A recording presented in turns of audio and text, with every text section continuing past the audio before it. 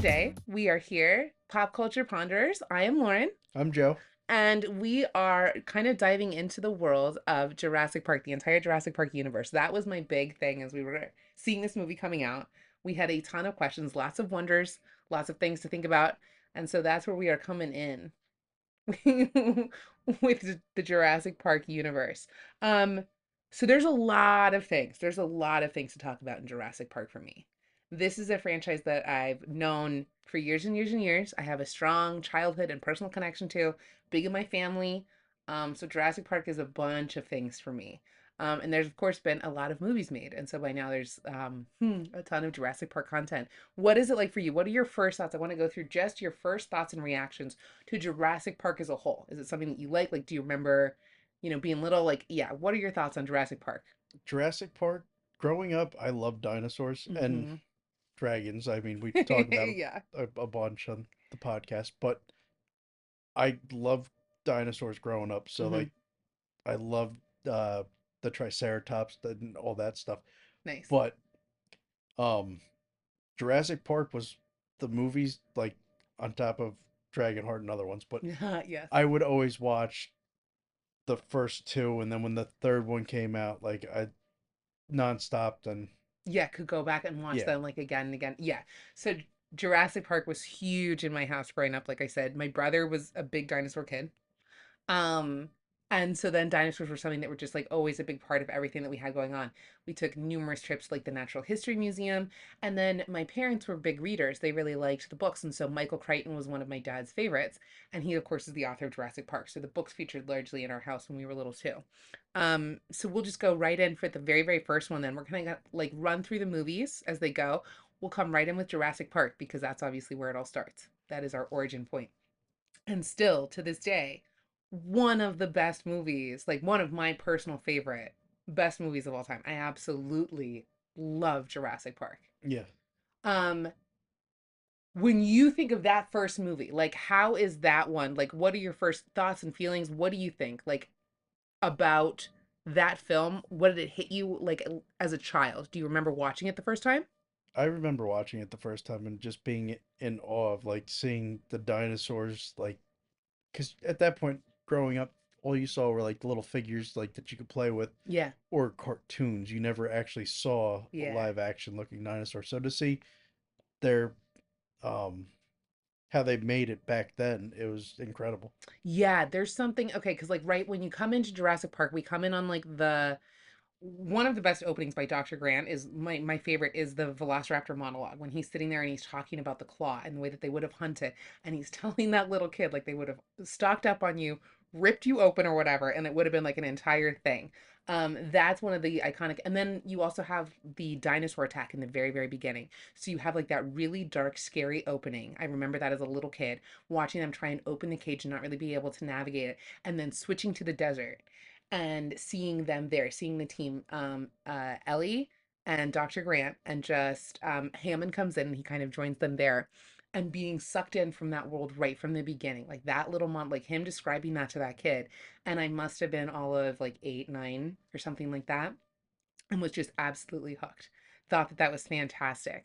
Um, and then as the movie progresses, as we meet our other characters, you've got Dr. Malcolm, Yeah, played by again Jeff Goldblum, who yeah. we've discussed on the channel, deep love. And he's fantastic as Dr. Ian Malcolm. And then we have you've got the two little kids that are there. So your basic plot, of course, we've come to the island. I have this grand idea. I want to open a park full of dinosaurs. As a basic premise, fantastic. I have to say, dinosaur theme park, I'm kind of in Yeah. until I saw the movies.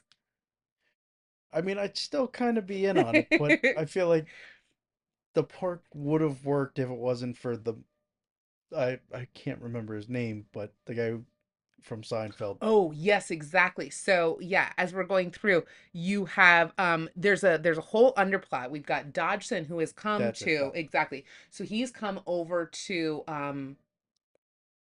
oh, give me a second. His name will come back to me. Exactly. From Seinfeld, and he's down there working with Samuel L. Jackson. Um and they're in like the behind the scenes. They're the ones keeping the park running. So we have Dodgen that's come in with this whole plot on how to steal this technology. Essentially, we're coming in to steal dinosaur embryos. So this is going to tie back to the book, and I love the books too. I've read both Jurassic Park and Lost World. um and that is a major undercurrent in the book, is this plot to come through and try and steal this technology, because it would be huge in terms of the genetic engineering, in terms of the factor, like that's what is represented almost more, your ability to work with DNA and to split the gene and to reconstruct the genome as you want it to be, to essentially recreate creatures that had not existed, would have been huge. And in the time that it was written too, was leaps and bounds beyond anything that they were talking about. Michael Crichton does a great job of kind of breaking down the science in his book, and he does a great job of writing science in such a way that the narrative really holds. But I loved that they pulled that into this one, that we have that back end Yeah. of um that's really that's the biggest problem. It's not the dinosaurs themselves, it's the human element. Yeah, I mean, if it wasn't for that part of the movie, it would be extremely boring. Yeah, right, exactly. Like, because otherwise, pretty much everybody just stays in their cages and then they ride around in a Jeep and everyone goes home. Yeah, Yeah, you're right. He is. Like, that's a huge factor in terms of why things go off the rails like they do. but I would totally love to go to a dinosaur theme park that They could has still sell you live. on that. Yeah, I mean, so far all we have is we could go over to Universal and Yeah, right, see exactly. the animatronics, but still pretty cool. Yeah, right. Not a bad version, not a bad. And honestly, probably the one that I feel semi safer with. Again, they make me nervous at this point. Yeah, But yeah, it would. It would be tempting to see. I loved the breakdown in the first one of just like the childlike wonder, like Hammond going, cool. His character in the movie and in the book are wildly different. Personality wise, that man is wildly different. In the book, you get a lot more of the dark underbelly and like the true again, there's something in him wanting to control nature, wanting to be able to make it conform to his will, and that sense of playing God a little bit, being like, cool, I can do this and I can do whatever I want and nobody can stop me on my little island, yeah. and I get to go crazy with it. And that like turns around and really gets him in the end. But I mean, you kind of see that in the movie with the mhm, way he's so egotistical in mhm. like that little ride that they're showing and talking about dinosaur DNA and everything. And to bring his grandchildren here. Like, it's one of those things, this is still experiment, and you feel like you're sharing something really special with the kids, but you've brought the lawyer in, you brought the paleontologist, like you're right on the edge of something, and you can't be sure that frontier is safe. But Hammond is. Hammond believes that he's got it all under control. The entire time it's his, up until it's wildly, wildly not.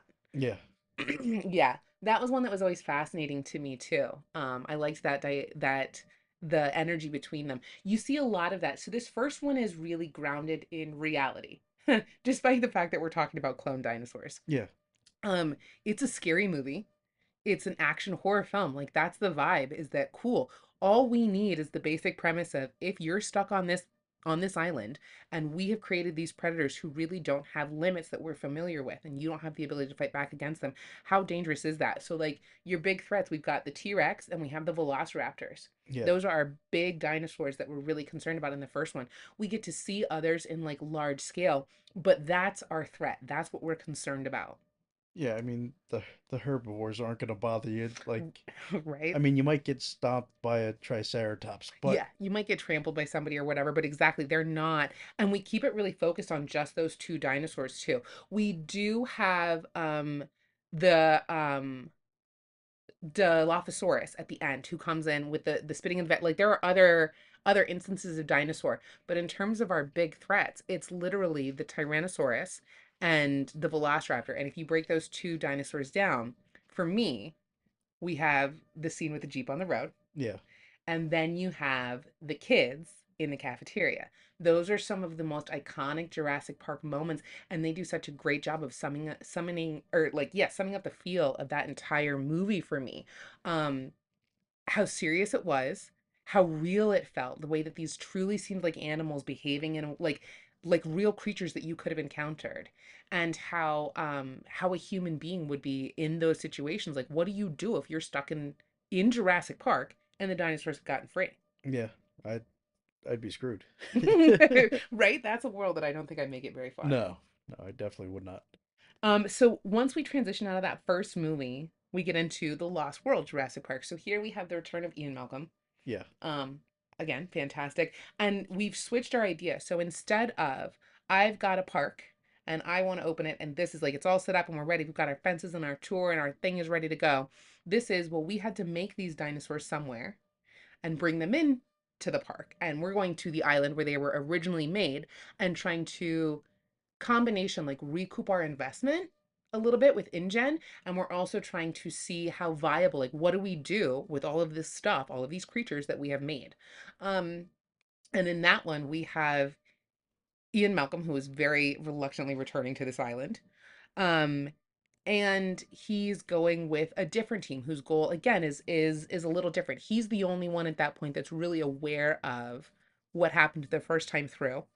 But we still have some of that tone. There's still a little bit of a horror movie tone, Yeah. and there's still like a lot of action going on, but we're still kind of grounded in reality. Yeah, I like the beginning of that too, with when they first get to the island and he's like, "Oh, it's all oohs and ahs," and then it's all screaming. And, like that was one of my Right? favorite lines. Like the Yeah, way he just did the that, way he delivers that line it too, was because perfect. he's all distracted and just kind of like mildly disturbed, and no one's really taking him Yeah, when seriously. the Stegosauruses are coming in, he's like, "Ah, it's always ooh ah," and then it's all screams and terror. Yes.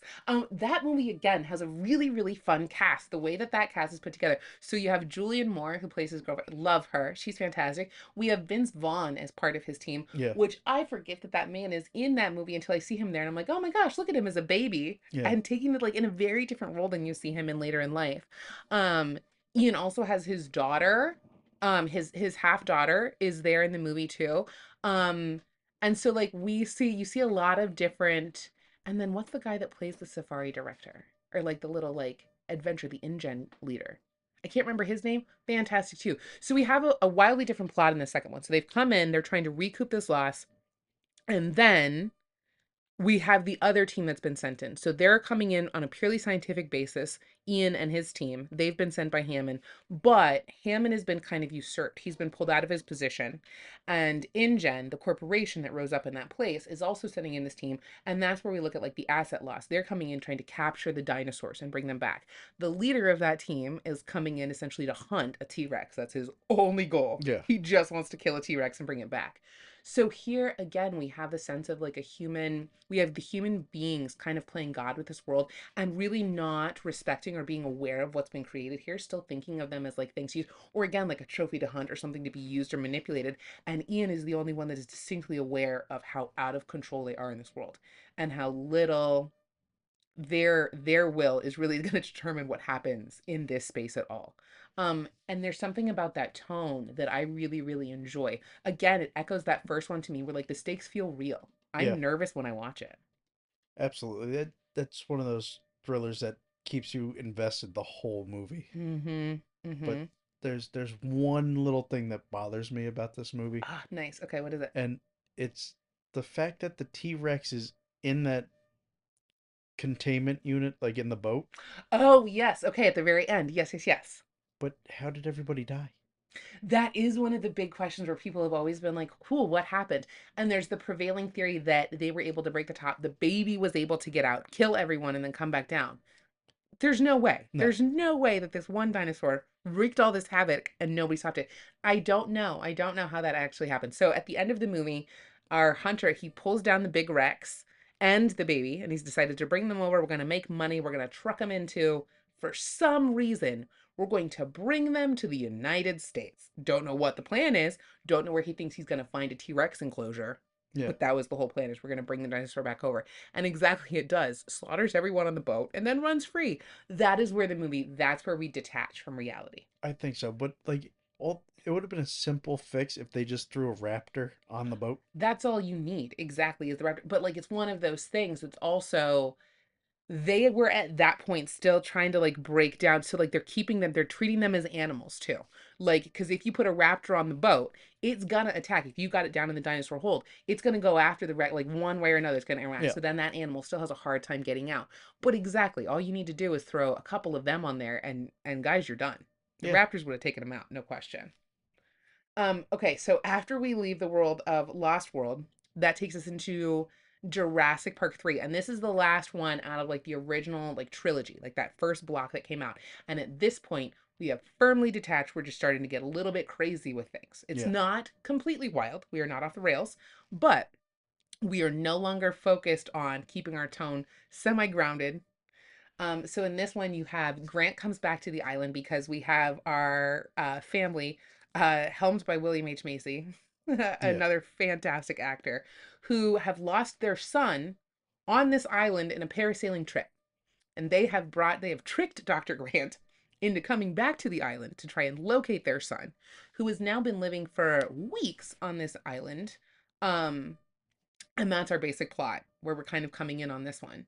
Um, Not completely crazy, and we still have some fun energy. Like we still have some um more grounded moments. Like for me, like when we're working in like the uh pterodactyl or the pterodon cage, when they're working up there in the high heights and like they're on the bridge, there's some genuine tension in some of those moments for Yeah. me. But we also have moments like the Spinosaurus's belly ringing because it's already eaten the cell phone. I thought that was ridiculous, but Fun. it was fun Such though. a great time. Because But it's like, like oh, I heard your phone, so I came running, that, yes. and he's like, I lost my phone a while ago, and It is. It's like a or perfect I moment. gave my phone to I Yeah, I can't gave him remember. my phone to so and so, and he had it when he died. And then just like the slow turn. It is. It's like a great like movie moment. Or again, uh, here I have a jar of yeah T-Rex pee. How did you get it?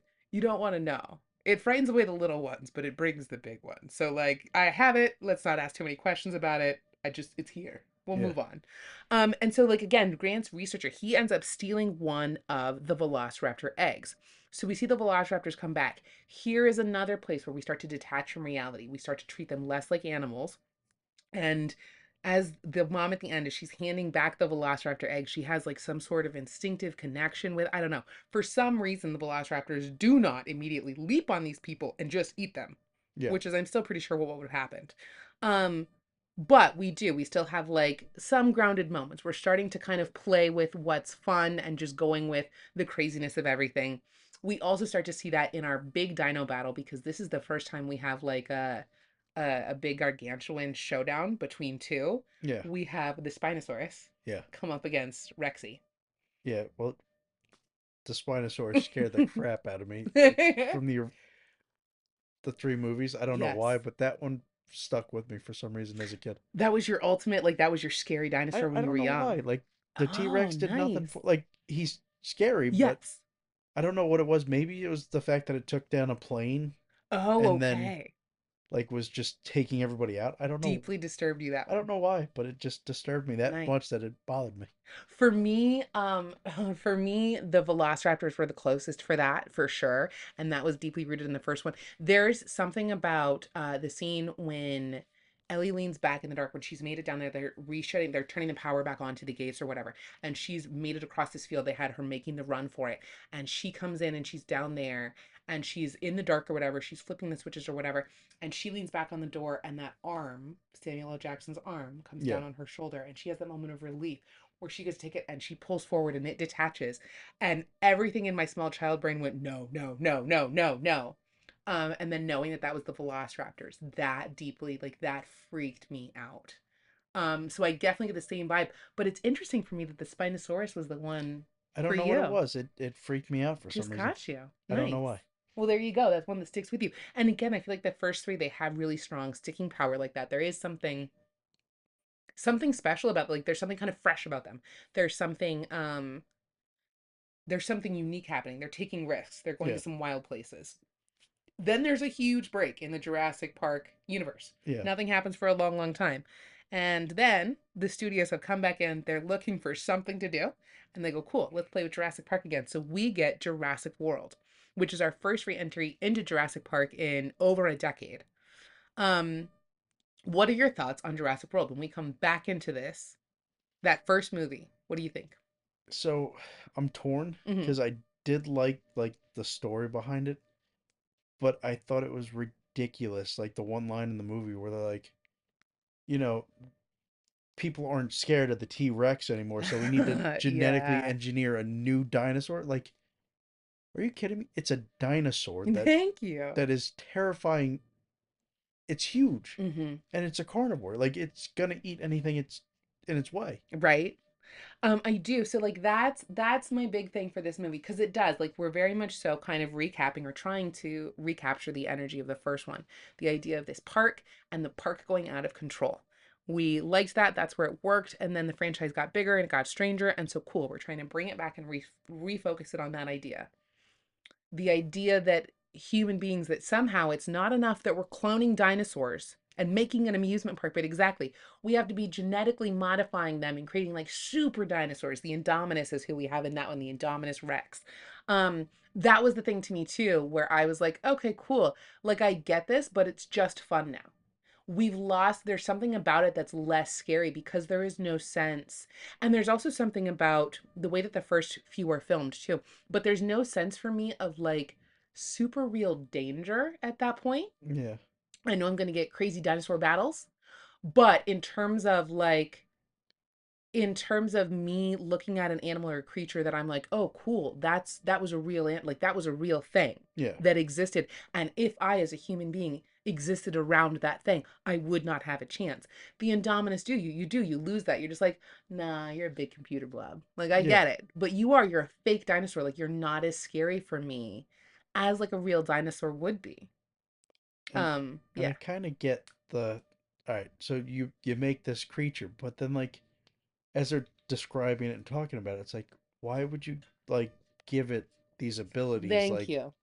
now I don't know, like the camouflage and all that. Mm-hmm. Like, and you splice it with a raptor, like the Seems smartest of the dinosaurs. You're gonna, right, inherently illogical to me. For example, like if I was if I was like I wouldn't be looking at a rat and going, you know what, can we make him bulletproof like Superman and maybe give it a hunger for human flesh? Like why are we taking a creature that we're not super into, that we don't need to have any of these things, yeah, and modifying it to be the worst and most dangerous possible version of itself? yeah, That does not make sense to me. The other element that we kind of have come into that movie is the training of the raptors. We have the magical hands start to come into play. And this is one of the things that like by the time we get to Jurassic World Dominion, I can't even anymore. But you have the magical raptor hand where if you hold your hands up in the right position, the raptors don't eat you. yeah. Owen is our first to do this. He's got the magical and he can talk to the raptors.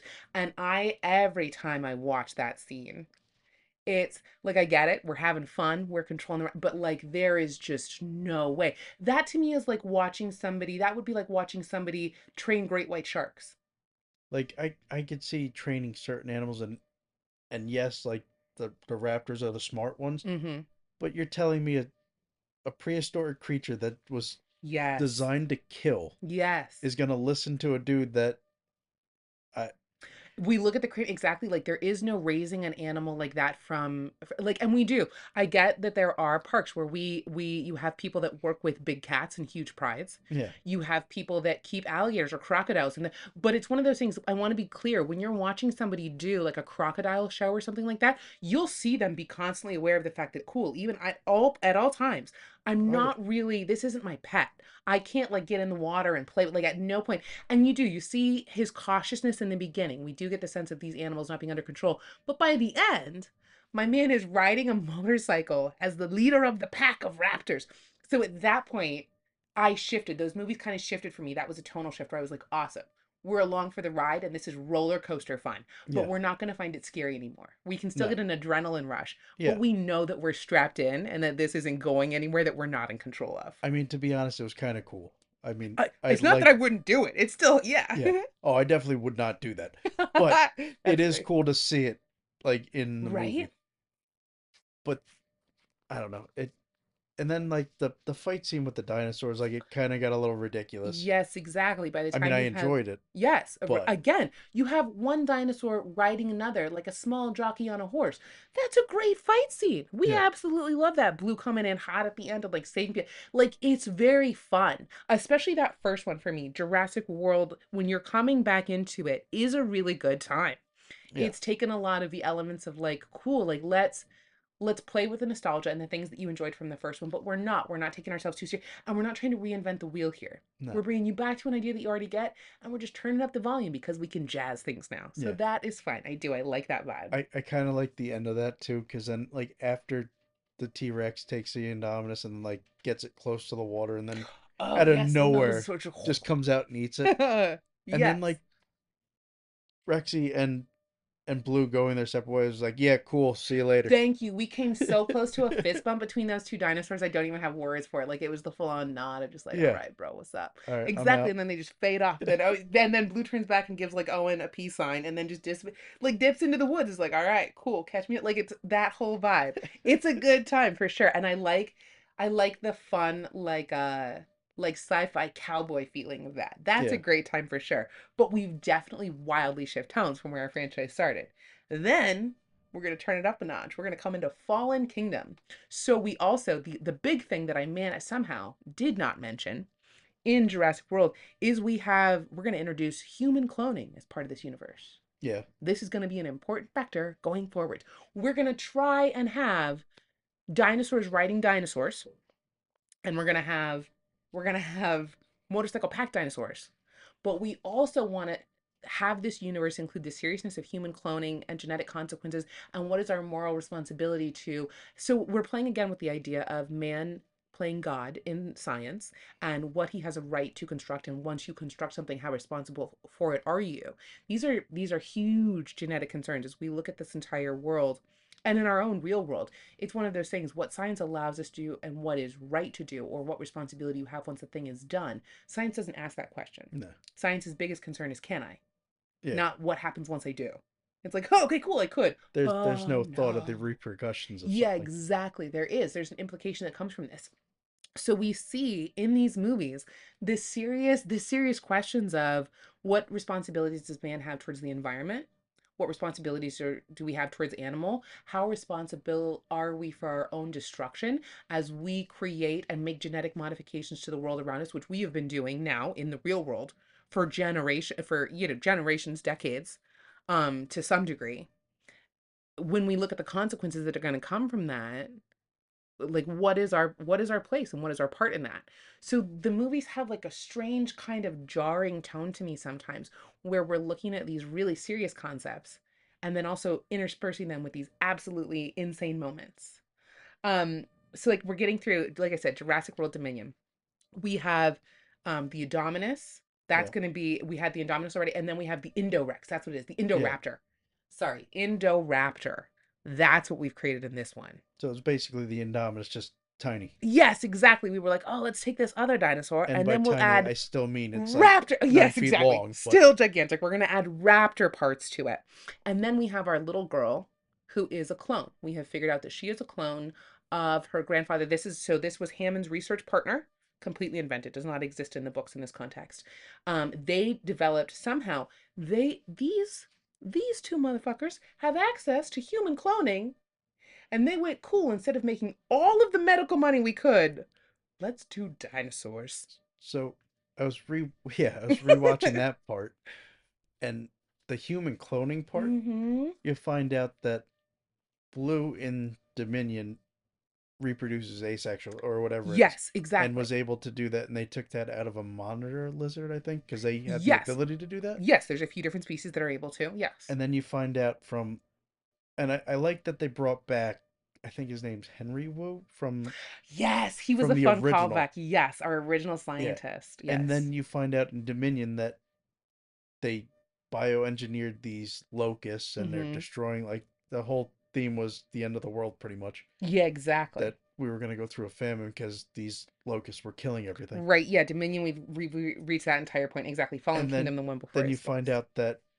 the girl Macy that was Mm-hmm. the clone, you Mm-hmm. find out wasn't actually well, kind of a clone, because her mother figured out that she could reproduce herself. Right, exactly. Like So she is a clone, but she isn't. we've split off so far from any touchstones of reality. So It definitely broke from reality. Like, thank you. So like we can start in Fallen Kingdom, there's a lot of that too.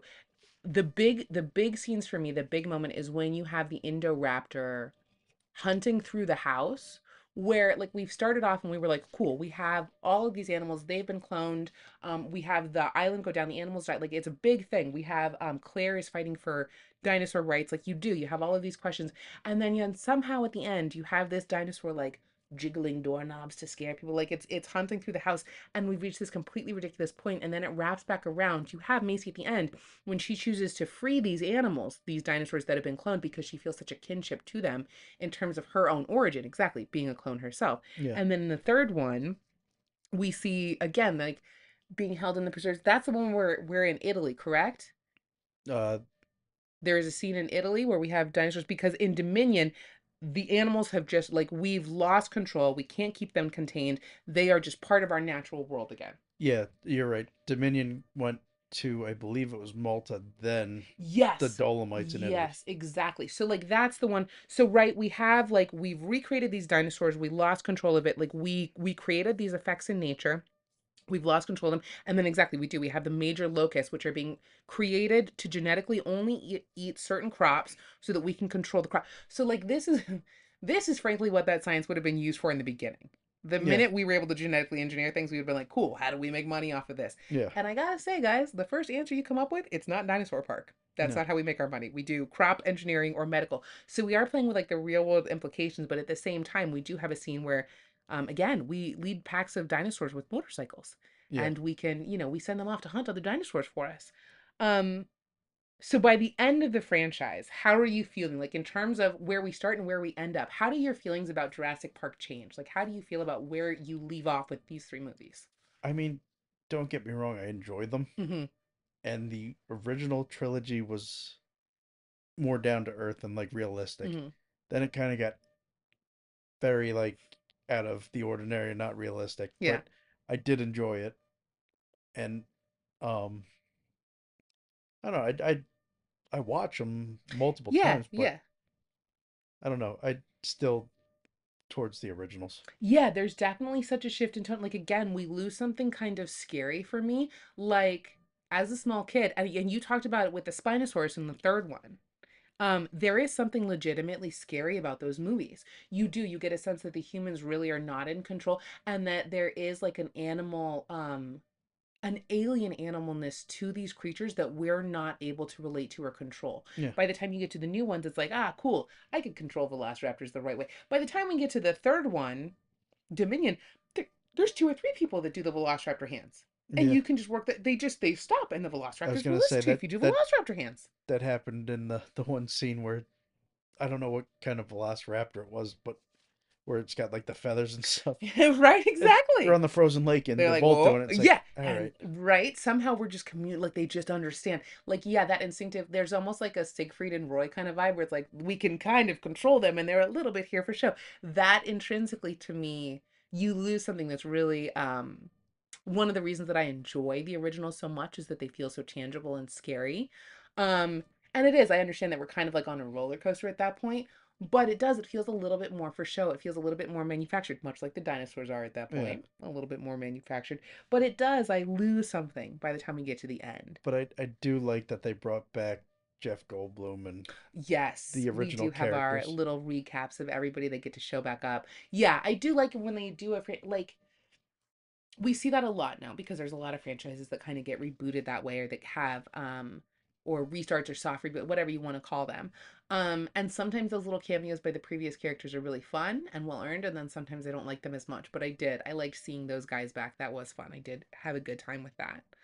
Um, all right, so like as we're looking at this whole franchise, like what are your highs and lows? What are your some of your favorite points and some of the things that you could definitely leave behind as we go into like the next chapter of Jurassic? Huh, this one's a tough one. I mean, Mhm.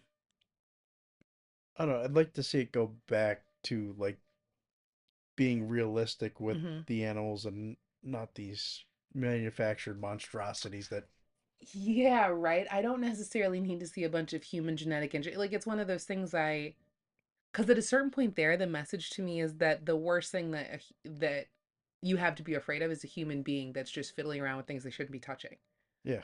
Like the original Jurassic Park, and especially the way that it was written. Michael Crichton has a lot of themes, and we see this in a few of his books. One of my favorite Michael Crichton books of all time is Congo. Maybe we'll talk about that movie at some point too.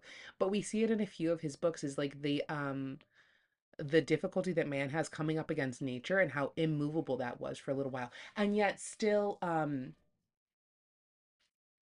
how much of it we were able to corrupt and change and manipulate. It's one of those things. We are part of nature, man is obviously part of it, but at the same time we've managed to remove ourselves. We have a different understanding of it, and that's allowed us to decimate or change or wildly shift the natural world around us. And we're not always aware of the long-term consequences of what we're doing. We have science that allows us to do without asking if we should, Yeah. and we are a lot of times unaware, or we underestimate the consequence or the value of the natural world around us and what those impacts are going to have. And that's a theme that you see again and again and again in his works. I think we see it in those first few movies too, that sense of there is incredible power in this, and if you misuse it, if you misuse your science, and if you misuse nature, both of those things can literally come back to eat you. They can literally come back to Yeah. destroy you in the end if you're not careful. Ellie's Got the Line is one of my favorites. It came up in an episode of ours when we're talking about movie lines or favorite movie lines is we have uh, God creates dinosaur, God destroys dinosaur. God creates man, man destroys God. Man creates dinosaur, dinosaur eats man, woman inherits the earth. One of the best lines in there, but it does sum up that sense of like, um, we have a responsibility to check ourselves Yeah. because nobody else is necessarily going to do it. Things will spin out of control. Oh, we have a little dog interruption there. Things will spin out of control, and there is that sense of being really afraid in those first ones, not only of the dinosaurs themselves, but also of the human beings. Of like there's mistakes that people are making or decisions that they're making that can throw everyone else into peril. Yeah. And so yeah, that's one of the things. If we could get that back in the new one, that sense of genuine danger, a little bit of actual fear, and again, that sense of um a grounded theme or a grounded message of like there's a deep tie between us and the natural world, and what we do and what we play around with there will change things for us long Yeah. term. And I think that that gets lost a little bit by the time we get to the new ones. I mean, if they keep it to being realistic, there's so many cool dinosaurs they could go with. Yes. That's the other thing is we don't need to be inventing dinosaurs. Guys, No. there's really cool dinosaurs we haven't even talked about yet. Yeah. Yes. Yeah, I think that that would be really fun. Like I would like to see them explore like some of the different the different species that were actually out there, different things that actually existed. Like when you have things like the mosasaur, like that's that's a fantastic animal right there. Huge, absolutely terrifying. Like it gets used just a tiny tiny bit in these later movies, but that's an animal that I could absolutely explore. Or again, like in the second one, when we're looking at like the flying, the pterodactyls and the pterodons, that's a terrifying creature to me. Oh my God, they're huge. Huge and aggressive, and like we see that in the books that get mentioned. They're incredibly territorial, they're gigantic, they have, I mean, that's like a velociraptor that comes at you from the sky. Yeah. That's something to be aware of right there. So Like yeah. in Dominion, they have like the one part where they have it come in and take out a plane. Like Hmm. that thing's massive. Yeah, absolutely, I would be concerned. All right, so I want to know, who is your favorite character? If you're picking one out of the entire franchise, who's it going to be for you? This one's tough because I don't know. Like if we're going the first movie, it was Alan. Oh, okay, yes, because he's great. He's got such good energy in that Yeah, first one. and I Yeah, we mean can go movie by movie. All right, so first movie. it was definitely Alan. Mm-hmm. Um, I don't know. I think the second one, Vince Vaughn maybe. Like Yeah, I good kind of choice. I liked him. Like he was trying to like save the dinosaurs and I mean put them in the situation they were in, Yeah, but but I thought it was pretty good. Um, and then back to the third one now. I'm gonna go. I think Macy in that one yes. because he was just he was like comedic relief. I liked him in that. Yeah, one of my favorite lines in that movie is as they're wandering around and his wife is calling for something. You know what? When the tricycloplots comes to get you, don't come crying to me. Yeah, absolutely delightful in that He movie. was good. Then with the new ones, I don't know. I'm kind of torn, but I do like Chris Pratt. I do. Okay, okay. And you're gonna hold him for all three of those new ones? No, I'm gonna go back to Jeff Goldblum on Oh, Dominion. okay. Once we get to okay, okay, fair enough, fair enough. Yeah, for me, the first one, there's something really, really cool about Grant. I do like him a lot. Um, but for me, it's gotta be Ellie. There's something about like the way that the entire time she's like, nah, that's cool. I'm here, I'm holding my own. I've got my own science, but like I'm ready. I'm in this the entire time. And that line, even as a little kid, I remember hearing that line and just being like, ha, nice. Woman inherits the earth. So yeah, I'm gonna give it to her for that first one. Second one, yes, Dr. Ian Malcolm, Jeff Goldblum. Love him, love him, love him. So that's going to be my choice. Although I'm going to give a shout out to Eddie. Um, Eddie is the Oh one. yeah, I He forgot comes about it. and he helps our little See, I like feel bad for Eddie. I know, but that scene where he's got the tow rope and he's keeping those trailers up, my man is being attacked by T-Rexes in that Jeep and doesn't take his foot off the gas. No, he could have ran. Thank you. I don't know if we have a more star player in the entire Jurassic Park universe than Eddie holding it down for them right Yeah. there. That's a big point for me. And then Jurassic Park 3, I'm going to loop back around to Dr. Grant because he's lost patience with these people. Why are we here on this island? I love William H. Macy in that movie. He is so fun. He's great. But just that sense of Dr. Grant being like, are you kidding me? You have taken me back to the dinosaur island? Yeah. Love that every time. When we look at the new ones, Chris Pratt he's very, very fun. I like him for sure. He's got fun at like his energy changes a lot, movie by movie. It kind of depends on the role that they need him to play, how serious or how fun he's gonna be. Um, Blue, I'm almost gonna give Blue one of my favorite characters because at this point she is less animal and she almost has her own personality going on That in there. that's a guarantee on that one. Right, Definitely has exactly. her own. Exactly. But if I have to pick a human Dominion, yes, we're gonna go back to Ian Malcolm. And I would give you know what? I'm gonna give Bree, I'm gonna give, yeah, points in Jurassic World just because she manages to run in the high heels from a T-Rex. She gets Okay. it just for that. I know how hard that would be. She makes it look like she's really, really hauling. I'm pretty sure the dinosaur would have gotten her, but she's gonna get favorite character just for that moment right there. And then Fallen Kingdom, we'll go back to Wu because I like seeing him, like you said. I liked our reappearance of Dr. Yeah. Despite the fact that he's evil and clearly has always been a problem. Yeah. I enjoyed seeing him come back. That was a But fun he one. does come back in Dominion as a good guy Oh, yes, exactly. So because he's yeah, he trying to loops back around there, because right? he does like there's a whole monologue in there where he's talking about how he screwed up Mm-hmm. and using the clone's DNA of Hmm. Macy's DNA Yep. and and Beta, the Blue's offspring, Yes. to fix his wrong, Mm-hmm. kind of makes him back into a Yeah, good it guy. loops him around. Okay, cool. So that's our favorite humans. And now, and this is gonna be hard because I'm gonna keep you really, really narrow. I want your favorite dinosaur in the Jurassic Park universe. Well, if we're going like I don't know, I kind of want to say Blue just because it has a personality, Yeah, blue's blue. but I'm gonna give it to Rexy. Oh, nice. The Rex is iconic. Yeah, Yeah.